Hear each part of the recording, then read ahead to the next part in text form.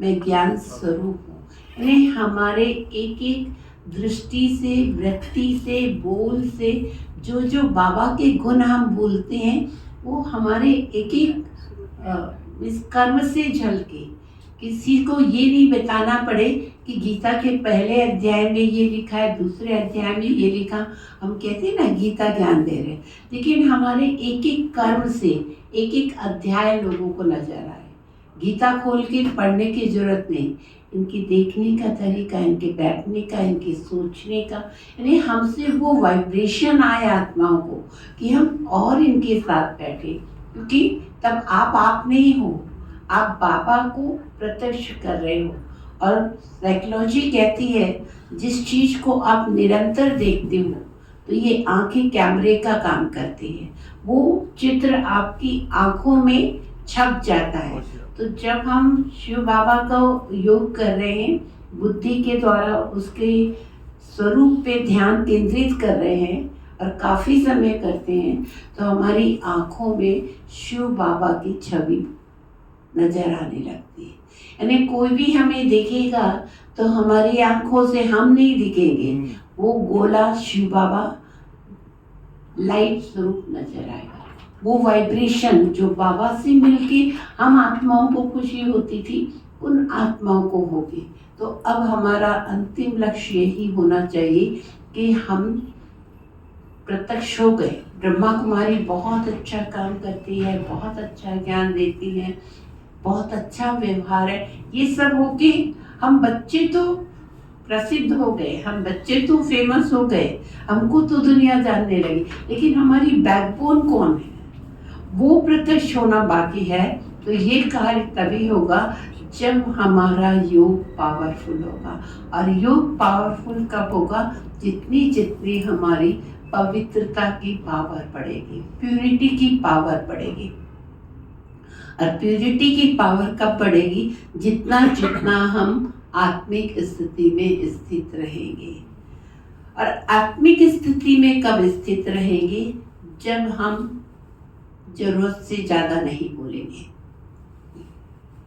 जितना बोलना, 10 शब्द में अगर आपका काम पूरा होता, बस 10 शब्द बोलिए। ऋषियों मुनियों को भगवान का सत्य परिचय नहीं था, लेकिन वो जंगल में जाके तपस्या करते थे। और जब तपस्या करके लौटते थे, कोई सामने आके उनसे कहता था महाराज ये प्रॉब्लम है, कहते थे जाओ बच्चे ठीक हो जाएगा, और वो सही ठीक हो जाता था। क्यों? क्योंकि जितने साल उन्होंने मौन रखा, मुख से नहीं बोला, योग किया, तपस्या, तो वो शक्ति इकट्ठी हो गई। तो जब उन्होंने बोला तो वो वरदान बन गए। हमारे को भी तो बाबा कह रहे हैं, तो मास्टर भगवान है, वो कहते ना नेक्स्ट टू गॉड हमको बाबा ने पदवी दी। तो मेरे बोल वरदानी कब बनेंगे? जैसे उनके बोल, उनको तो भगवान का सत्य परिचय नहीं, हमको सत्य परिचय है।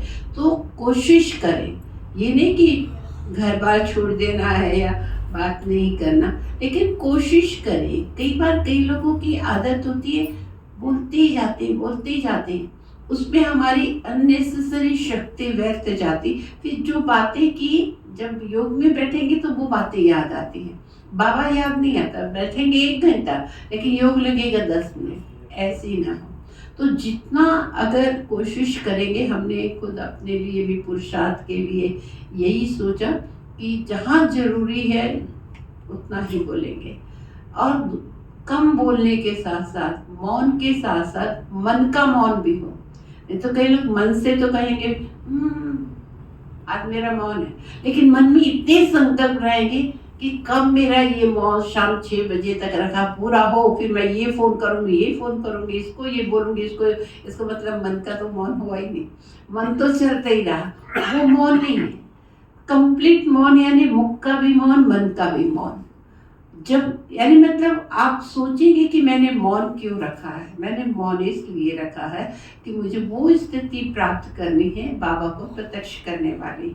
और उसके जब जैसे कि पानी किसी बड़े बर्तन में भरा रखा है, एकदम शांत है, तो आप उसमें अपना चेहरा देख सकते हैं क्योंकि उसमें हिलजुल नहीं हो रही है। लेकिन उसी में कुछ डाल दिया जाए और वो हिल रहा है, आप चेहरा देखेंगे, दिखेगा? नहीं दिखेगा। मन भी जब मन का और मौन का, मुख का मौन होता है तो मन एकदम शांत होता है, तो आप दूसरे के मन के भाव को भी पढ़ सकते हैं।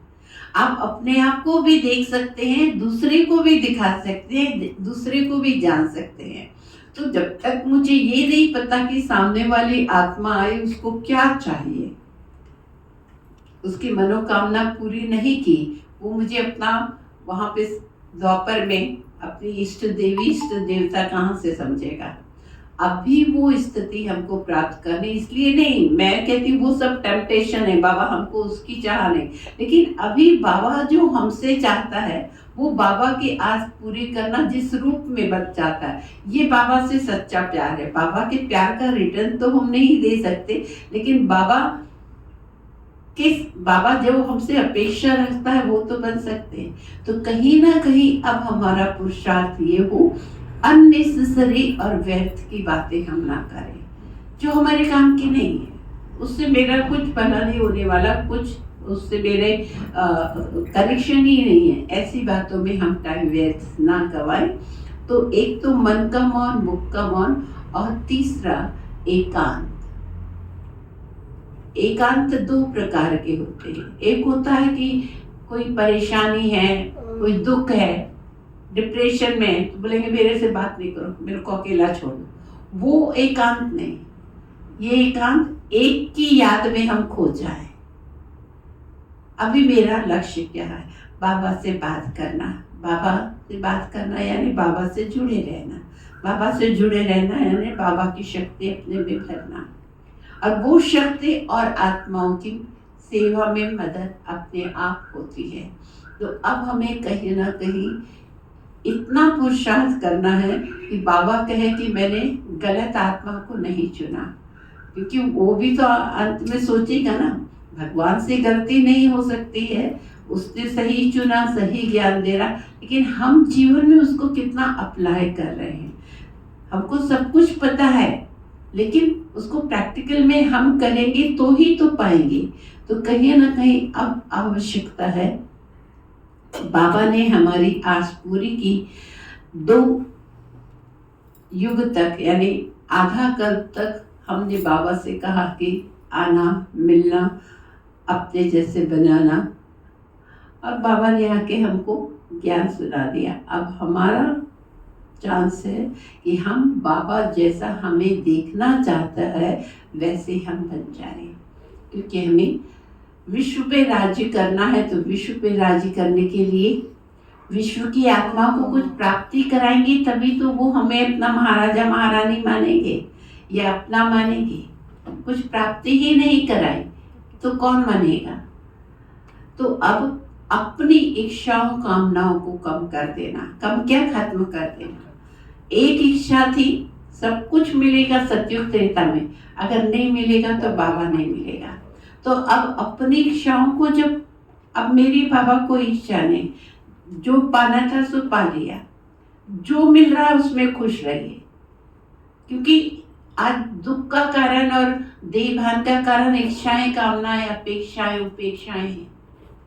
ये हो जाता तो अच्छा था, ये हो जाता तो अच्छा था, लेकिन वो हो जाता देना होगा, आपने पुरुषार्थ किया होगा तो ऑलरेडी दे देगा।